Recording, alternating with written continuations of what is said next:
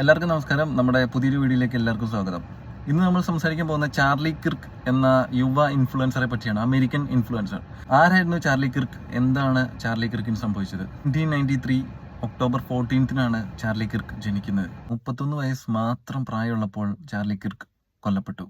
Utah യൂണിവേഴ്സിറ്റിയിൽ വിദ്യാർത്ഥികളുമായിട്ട് സംവദിച്ചുകൊണ്ടിരിക്കുന്ന സമയത്താണ് അദ്ദേഹം ഒരു അജ്ഞാതന്റെ വെടിയേറ്റ് മരണപ്പെട്ടത്. എന്തായിരുന്നു അദ്ദേഹം പ്രചരിപ്പിച്ച ആശയങ്ങൾ? അദ്ദേഹം അമേരിക്കയിലെ കൺസർവേറ്റീവ് ആശയങ്ങൾ സമൂഹത്തോട് പറയുന്ന നല്ലൊരു ഇൻഫ്ലുവൻസർ ആയിരുന്നു ചാർലി കിർക്ക്. ചാർലി കിർക്ക് ഒരു പോഡ്കാസ്റ്റ് നടത്തിയിട്ടുണ്ടായിരുന്നു, ദ ചാർലി കിർക്ക് ഷോ എന്ന് പറയുന്നത്. റിപ്പബ്ലിക്കൻ പാർട്ടിക്ക് വേണ്ടിയിട്ട്, റൈറ്റ് വിങ് പൊളിറ്റിക്സിന് വേണ്ടിയിട്ട് ഏറ്റവും അധികം പ്രചാരം നടത്തിയ ഒരു ഇൻഫ്ലുവൻസർ ആയിരുന്നു ചാർലി കിർക്ക്. അതായത് ഡൊണാൾഡ് ട്രംപിന്റെ ഒരു വലങ്കൈ എന്ന് തന്നെ പറയാം. അപ്പോൾ അത്രയും സമൂഹത്തിൽ സ്വാധീനം ചെലുത്തുന്ന ഒരു മനുഷ്യനായിരുന്നു ചാർലി കിർക്ക് എന്ന് പറയുന്നത്. അദ്ദേഹം യൂണിവേഴ്സിറ്റിയിലും അതുപോലെ ക്യാമ്പസുകളിലൊക്കെയും ഫേസ് ടു ഫേസ് സംഭാഷണങ്ങളും സ്പീച്ചുകളും ഡിബേറ്റ് എല്ലാം നടത്തിപ്പോരുന്ന ഒരാളാണ് ചാർലി കിർക്ക് എന്ന് പറയുന്നത്. അതായത് ഇന്നത്തെ അമേരിക്കൻ തലമുറയെ ഏറ്റവും അധികം സ്വാധീനിക്കുന്ന ഒരു വ്യക്തി. വെറും 31 വയസ്സിലാണ് അദ്ദേഹം കൊല്ലപ്പെടുന്നത്. അദ്ദേഹത്തെ ഇങ്ങനൊരു കൊല ചെയ്യാൻ ഉണ്ടായ കാരണം എന്താണെന്ന് നമുക്ക് നോക്കാം.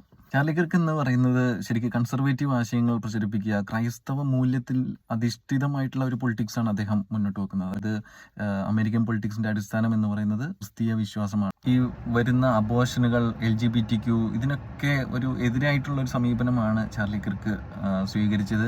അദ്ദേഹത്തിന്റെ ആശയങ്ങളൊക്കെ തന്നെയും ക്രിസ്തീയ വിശ്വാസത്തിൽ അധിഷ്ഠിതമായിട്ടുള്ളതായിരുന്നു. സോ ചാർലി കിർക്കിന്റെ ഒരു എന്ന് പറയുന്നത് Jesus defeated death so you can leave. അപ്പം എനിക്കും അത് തന്നെയാണ് പറയാനുള്ളത്.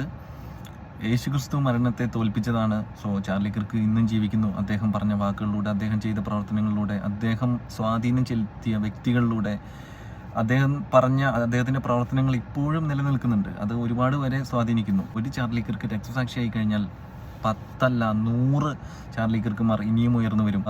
ഉന്നമനം ചെയ്തത്, പ്രവർത്തിച്ചതെല്ലാം ക്രിസ്തീയ വിശ്വാസത്തിൽ അധിഷ്ഠിതമായിട്ടുള്ള, ജീസസിൽ അധിഷ്ഠിതമായിട്ടുള്ള ഒരു മൂല്യങ്ങൾ. ടേണിംഗ് പോയിന്റ് USA എന്ന സംഘടനയൊക്കെ അദ്ദേഹം രൂപീകരിച്ചു. 1 മില്യൺ ഫോളോവേഴ്സ് ഒക്കെ ആയിരുന്നു അതിനകത്ത് ഉള്ളത്. സോ അദ്ദേഹം വളരെയധികം വിദ്യാർത്ഥികളെയും യുവാക്കളെയൊക്കെ സ്വാധീനിച്ചിട്ടുണ്ട്. ഇതിന്റെ പ്രവർത്തനങ്ങൾ എല്ലാവർക്കും ഒരു സ്വാധീനം ചെലുത്തിയിട്ടുണ്ട്. ആത്മീയതയിലേക്ക്, അതായത് യുവാക്കളെല്ലാവരും സഭയിൽ വിശ്വസിക്കണം, അങ്ങനെ മൂല്യങ്ങളിൽ അധിഷ്ഠിതമായ, ക്രിസ്തീയ മൂല്യങ്ങളിൽ, ജീസസിൽ അധിഷ്ഠിതമായിട്ടുള്ള ഒരു പ്രവർത്തനങ്ങളാണ് നമ്മൾ കാഴ്ചവെക്കേണ്ടത്. പൊളിറ്റിക്സ് ആണെങ്കിൽ തന്നെയും ആത്മീയതയിലൂടെയുള്ള പൊളിറ്റിക്സ്, അല്ലെങ്കിൽ ആത്മീയതയിലൂടെ നമ്മൾ അമേരിക്കയെ നയിക്കുക എന്നുള്ള ഒരു ആശയങ്ങളാണ് അദ്ദേഹം മുന്നോട്ട് വെച്ചത്. എപ്പോഴും നമ്മൾ ഓർക്കേണ്ട ഒരു കാര്യം എന്ന് പറഞ്ഞാൽ, ജീസസിനെ ചുമക്കുന്നവരാരാണോ, ജീസസിനെ പ്രഘോഷിക്കുന്നവരാരാണോ, അവരുടെ എല്ലാ അന്ത്യം ഇങ്ങനെയൊക്കെ തന്നെയായിരിക്കും.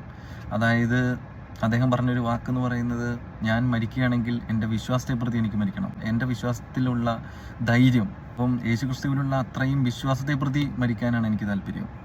ഞാൻ മരിക്കുകയാണെങ്കിൽ യേശുക്രിസ്തുവിന് വേണ്ടി മരിക്കണം. അപ്പോൾ അതിലും വലിയ വിശ്വാസം വേറെ ഇല്ല എന്ന് തന്നെ പറയാം. വെറും 31 വയസ്സ് മാത്രം വരെയാണ് ചാർലി കിർക്ക് ജീവിച്ചത്. പക്ഷെ അദ്ദേഹത്തിന്റെ ആ ജനനത്തിനും മരണത്തിലും ഇടയിലുള്ള ജീവിതം, നമ്മൾ ജീസസിനെ പറ്റി സൂചിപ്പിക്കുന്ന പോലെ ജനനത്തിനും മരണത്തിലും ഇടയിലുള്ള ആ ജീവിതം, നിങ്ങൾ തീർച്ചയായിട്ടും ഏറ്റവും ജീസസിന് യോജിച്ച വിധം ക്രൈസ്തവ മൂല്യങ്ങളിൽ അധിഷ്ഠിതമായിട്ടുള്ള ജീവിതമാണ് നിങ്ങൾ ജീവിച്ചത്. ജീസസിനെ ബേസ് ചെയ്തിട്ടുള്ള ജീവിതമായിരുന്നു. മറ്റുള്ളവരെ സ്വാധീനിക്കാൻ നിങ്ങൾക്ക് കിട്ടിയ കഴിവുകൾ നിങ്ങൾ തീർച്ചയായിട്ടും വിനിയോഗിച്ചു. നിങ്ങൾ വിശ്വാസത്തിൽ അധിഷ്ഠിതമായിട്ടുള്ള ജീവിതമാണ് പടുത്തുയർത്തിയത്.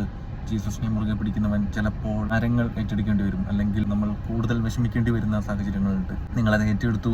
നിങ്ങൾ തീർച്ചയായിട്ടും വിശ്വാസത്തെ പ്രതിയാണ് മരിച്ചത്, ജീസസിന് വേണ്ടിയാണ് മരിച്ചത്. അദ്ദേഹം ഈ 31 വയസ്സിൽ മരണപ്പെട്ടത്, അദ്ദേഹത്തെ ഇന്ന് ഒരുപാട് പേർ പേടിക്കുന്നു. അതായത് ആശയങ്ങൾ കൊണ്ട് നേരിടാതെ വരുമ്പോൾ പിന്നെയുള്ള മാർഗം എന്ന് പറയുന്നത് കൊല്ലുക എന്നുള്ളതാണ്. അദ്ദേഹം യേശുവിന് വേണ്ടി രക്തസാക്ഷിയായി എന്ന് മാത്രമാണ് എനിക്ക് പറയാനുള്ളത്. യേശുവിന് വേണ്ടി രക്തസാക്ഷിയായാൽ യു ക്യാൻ ലീവ്, നിങ്ങൾക്ക് ജീവിക്കാൻ പറ്റും. നിങ്ങൾ ഇന്നും ജീവിക്കുന്നു. നിങ്ങൾ ജീസസിന്റെ വലതുഭാഗത്ത് തീർച്ചയായിട്ടും സ്വർഗത്തിൽ തന്നെ ഉണ്ടെന്ന് വിശ്വസിക്കുന്നു. സോ നിങ്ങളെപ്പോലെയുള്ള ഇൻഫ്ലുവൻസേഴ്സ്, നിങ്ങളെപ്പോലെയുള്ള സ്വാധീനിക്കുന്ന സമൂഹത്തിലെ ഏറ്റവും നല്ലവരായിട്ടുള്ള യുവാക്കൾ, നമ്മളെപ്പോലെയുള്ള ചെറുപ്പക്കാർക്ക് ഏറ്റവും അധികം പ്രചോദനമാണ്. നമ്മളെപ്പോലെയുള്ള യുവാക്കളെ നിങ്ങൾ ഇൻസ്പയർ ചെയ്യുന്നു. തീർച്ചയായിട്ടും മുന്നോട്ട് ജീവിക്കാനുള്ള വിശ്വാസം, നിങ്ങൾ നമ്മളുടെ വിശ്വാസം കൂട്ടി എന്നാണ് എനിക്ക് പറയാനുള്ളത്. You can leave.